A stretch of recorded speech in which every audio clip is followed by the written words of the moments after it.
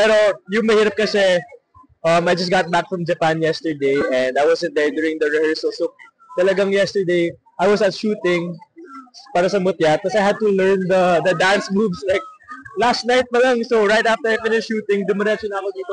I woke up at 5 a.m. just to get to the rehearsals here and learn it talaga on the spot today. So ayun, I'm still working hard on it. But ayun, as more rehearsals go through, mas makukuha ko yung sayaw ko. Yeah. Ano pinaka na-enjoy mo dito sa process ng Bagets the Musical? Honestly, all of it talagang yung buong proseso na kailangan ko umarte, kailangan ko kumanta, kailangan ko sumayaw, and also the bonding of this cast, all 10 of us boys are really super close lang kami. Talagang na-feel namin yung energy ng barkada, ng ensemble, and we all enjoy each other's company. And for me, I think that's what I enjoy the most about this really is the company and what we can all learn together and from each other. Nakita na ba yung tatay performance? Sorry po? May nakita na ba yung dad mo na performance? Wala pa. Actually, he's not seen anything yet. Siguro, I'm sure today will be the first time he'll see any clips or anything. Pero he's excited din and you can't believe it din eventually on January, makikita niya, di ba? Online. So, yun. Pinapost ka ba yan? Hindi talaga. Alam mo, yung sinabi ko kanina, yung advice niya sa akin, talagang, yung sinabi ko like, Dad, ano kayo pwede mong gawin? Diba? Sabi niya sa akin talaga, kaya mo na yun. Like, yun na yun. Yun lang talaga yung advice niya sa akin. So, yun. Yun din. Parang, she's just telling me na, you know what, just give it your all like you always do with your other work. Always give it your best effort and talagang devote and commit yourself to the work, right? The hard work. And eventually, makakuha mo yan. So, yun. Ready ka na sa January live na maraming tao together?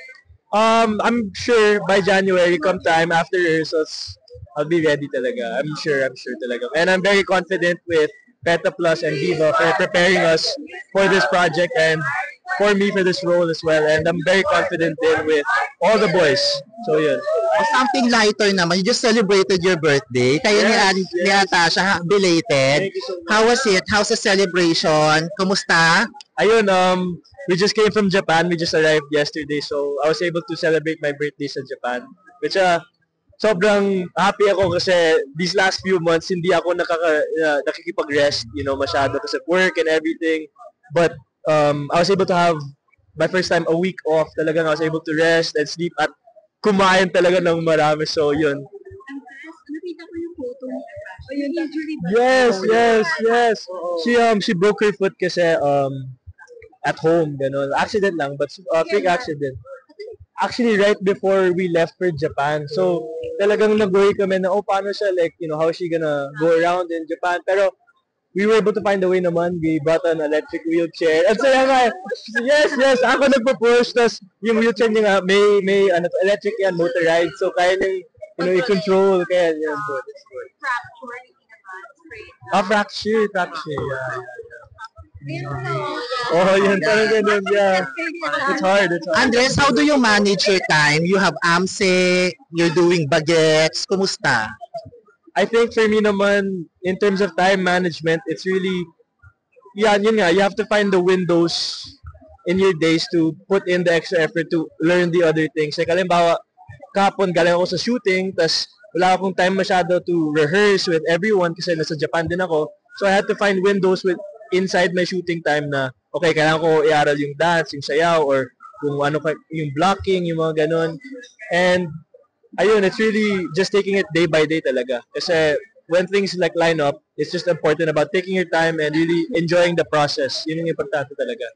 Pero Andres, kasi diba, I know na parang medyo sudat yung na AMSE bagay. Yes. Ito ka nalilito kasi medyo malayo yung character.